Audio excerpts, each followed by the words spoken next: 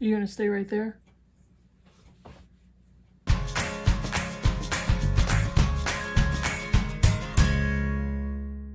Hey BookTube, it's Kim at Middle of the Book March, and I've changed my mind. I've changed my mind. I'm allowed to do that, but I've changed my mind about the Blind Eye Book Club and the schedule. So what I've been doing so far is I've been giving the 3 books at a time that we're going to read slightly in advance so everybody can figure out how they want to acquire the books and have plenty of time to do that. Well, I've changed my mind and I'm going to post the entire year's schedule in this video. So that gives you all as much time as you want to determine if you even want to get involved, if you want to take part, if you want to read any of these books. And you can mark it on your calendars, you can refer back to this video, and we'll go from there. You can jump in and out at any time. If you want to join the book club and read that month's book, I do the discussion over Voxer. So all you have to do is have Voxer and have yourself set up. You let me know that you'd like to join, and then I will add you into the Voxer group. So the Voxer app is free, and it's a very simple platform. All it is you can do an audio message or a text message or both. I do both all the time. So, excuse me. So if you already have Voxer, then you can get in at any time. You can jump in and out at any time. What I basically do is I have the same thread already going, and with each month or with each book, I just change the name of the group, so you know which book we're supposed to be talking about. I think that's all I need to say right now. What I'm going to do is I'll show you the first few books that we've read so far and or are reading, and then I'll show you what's coming up for the entire year of 2023. So the first book we read for January was A Tale for the Time Being by Ruth Ozeki. And the majority of the group, I think, enjoyed this book. I really liked it a lot. I didn't love it. It wasn't, a perfect book for me, but I really did enjoy reading it. And because I've been looking at this book for so long, I was so glad to now mark it as read. This is a dual timeline of Ruth, a writer in the Pacific Northwest and Canada, and a young Japanese teenager in the time a little bit before the tsunami. And how are they connected? How can they possibly be connected? So it was so interesting. It was a very unique, interesting format, the way Ozeki wrote this book, the storyline, the characters, and it was really good. So I really did enjoy that one. This one is Mama Day by Gloria Naylor. We read this last month in February, and I absolutely loved this book. This is the story of Mama Day, who is part of an island called Willow Springs, and it's on the coast of Georgia and South Carolina, I think. There's a little map in the front. I'm going to refer back to that. But Mama Day is kind of the island, island midwife, physician, spiritual healer, whatever you want to call her. And this island has been in existence since the time of slavery, and it is now owned by a community of Black people who are descended from slaves. So neither state of South Carolina or Georgia takes ownership of this island, and so they're not taxed by anybody, but they are filled with a community of people who have just grown with each other. And there is, Mama Day's sister is Abigail, and Abigail's granddaughter Coco is kind of one of our main protagonists in the story. And it talks about her, how and why she left the island, what she's done with her life, and does she return. This has some magical realism aspects to it. This has a lot of history that she talks about with slavery and the Jim Crow era. Has a lot to talk about as far as intergenerational or generational trauma, but the way that Naylor writes is just beautiful, and I loved the story. So many things that were such a great conclusion that I really, really enjoyed that. So far, those are the 2 books we've completed. Now, we are ongoing for the months of March and April with one book because it's kind of a chunky one. This is A Fine Balance by Rohinton Mystery. And this is the book that drove me or moved me to start this book club because I have had this book since it came out. Not this particular copy, this is a replacement copy. But this book was published in 1995, and it was one of the original books chosen for the very beginning of the Oprah Book Club.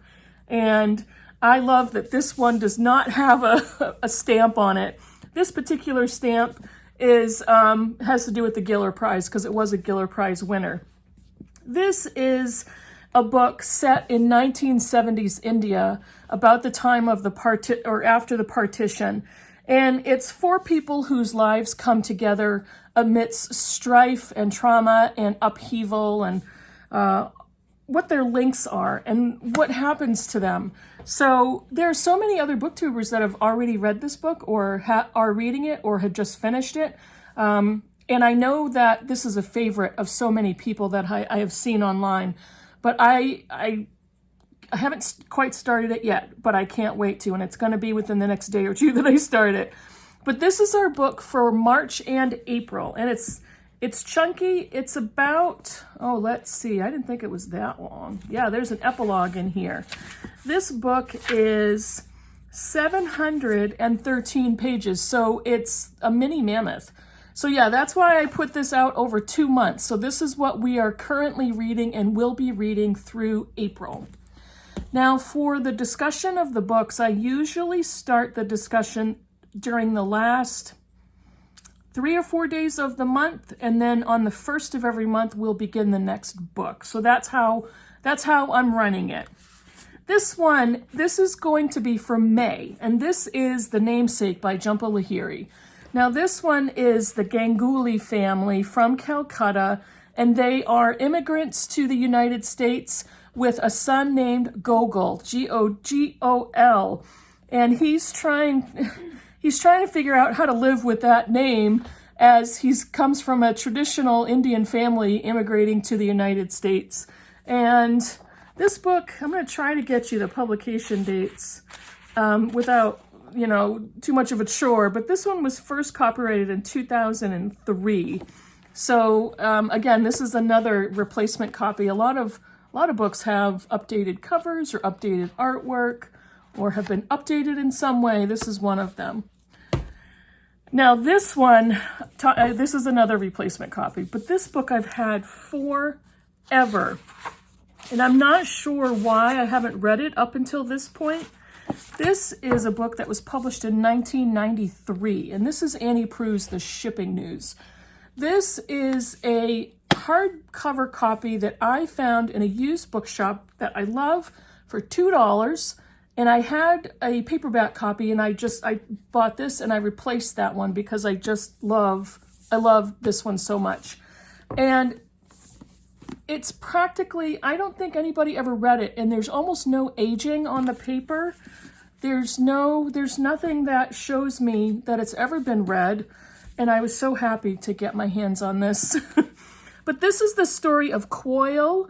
He is a third-rate newspaper hack, is the way it describes him. Head shaped like a Crenshaw, no neck, reddish hair, features as bunched as kissed fingertips. The minute I read that on the blurb, it's like I must read that book. He's wrenched violently out of his workaday life when his two-timing wife meets her just desserts. And I thought that was pretty funny, the way it was worded. But he takes his two emotionally disturbed daughters and moves to Newfoundland with his aunt. And they move to a very desolate point where he works for a newspaper reporting the shipping news. So that's the short description of the book. Yet another one that I've had for so long. And this one, if I could go back in time, this would be another book along with A Fine Balance that moved me to start this book club of reading books that I've had forever that for some reason or another I haven't read yet. This one is The Known World by Edward P. Jones. Now let me go back. This one is for June. No, is that right? April? Yeah, this is for June. January, February, March, April, May. This is for June. The Shipping News by Annie Proulx. For July is The Known World by Edward P. Jones. This one is another favorite of so many booktubers that I love. This is the story of a black man who, Henry Townsend, he's a farmer, he's a bootmaker, and a former slave, who kind of has an unusual mentor, William Robbins, who is the most powerful man in the antebellum South in Virginia's Manchester County. So under his mentorship, Henry becomes a landowner and also a slave owner. And when he dies, his wife inherits the property and the slaves.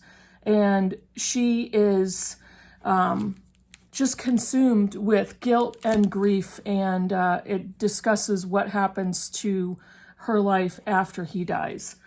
This, I'm really looking forward to this one because of the writing and the reviews that I've seen from other booktubers who I trust. Now I'm losing track of my months. July, yes. August is Remarkable Creatures by Tracy Chevalier. This one was published in 2010. And this is, Tracy Chevalier is the author of Girl with a Pearl Earring, which I read many years ago and would love to reread. This is the story of Mary Anning, who was struck by lightning as a baby. And at that point, it's clear that she's different. And she is poor and uneducated, and she discovers on the windswept beaches of the English coast that she has a unique gift called the eye to spot fossils that nobody else can see.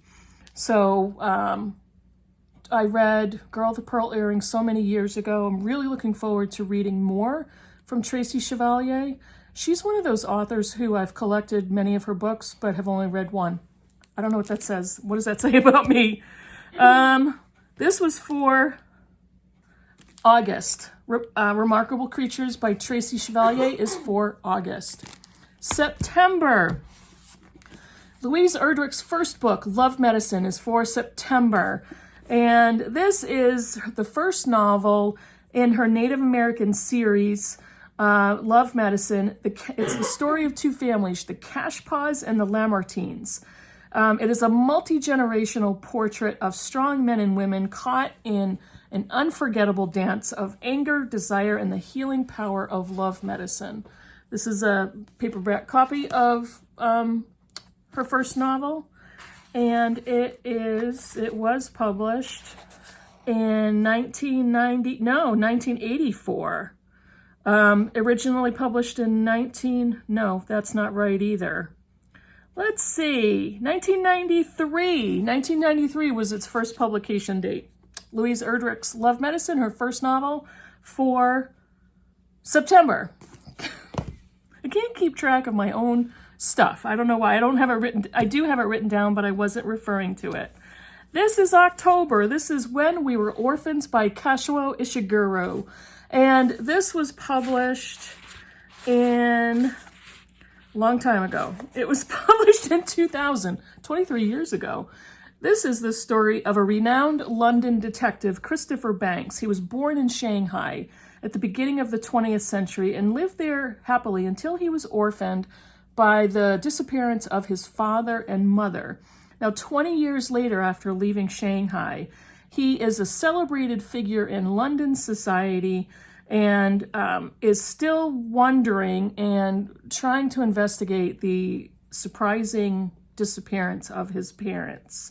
So he's trying to kind of search his memory, figure out where to turn next. It sounds like a really good literary mystery. So I'm hoping that's what it turns out to be. Kazuo Ishiguro's When We Were Orphans is for October.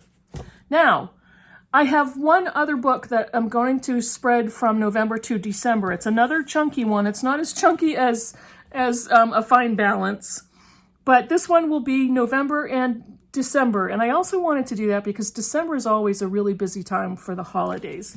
So this is one that I am so looking forward to, and I'm not sure why I put it all the way to the end of the year. This is Life After Life by Kate Atkinson. I've seen this everywhere now. This is a former library copy, but how about for just a moment, we admire the end papers. If I showed you the end papers in the beginning, it's got that big library card stamp on it. Life After Life it's a cold and snowy night in 1910. Ursula Todd is born to an English banker and his wife, but she dies before she can draw her first breath. On that same cold and snowy night, Ursula Todd is born, lets out a lusty wail, and embarks upon a life that will be, to say the least, unusual. For as she grows, she also dies, repeatedly in a variety of ways, while the young century marches on towards its second cataclysmic world war. And it's basically a story of one woman being born and dying all over again, and each time she's born, she lives a little bit longer. So what is that going to say? What is she going to do with her life? This is, Kate Atkinson has written so many books, and I don't even remember before this, not the blurb, but the also by Kate Atkinson in the front of the book has 8 additional titles that she wrote before this one. So it's kind of sounds like it's in the middle of her career somewhere. But yeah, really looking forward to reading Life After Life. That is it for the Blind Eye Book Club. So I've got 10 books for the entire year. I'm going to get my list at this point. January, we read A Tale for the Time Being. February, we read Mama Day. For March and April, we're reading A Fine Balance. For May, we're reading The Namesake. For June, we're reading The Shipping News. For July, we're reading The Known World. For August, Remarkable Creatures. September, Love Medicine. October, When We Were Orphans. And November and December, Life After Life. So that's the schedule for the entire year. I'm really happy I changed my mind, because not only does it give you all the chance to decide if you want to take part in one month or another, but it also gives you plenty of time to look for books, whether you buy them at a bargain price, whether you get them out at your library, whether you read them electronically. So let me know. Let me know what you think. If you want to be added to a certain month, don't let me know that yet, because I'll never be able to find your message. But at the end of my Bookish Week videos, towards the end of the month, I will post or I will announce a reminder for the next month. So I will take a look at those comments to see if you'd like to be added at any time. Let me know in the comments below what you think of the books and the schedule, and I will see you in the next video. Bye, everybody.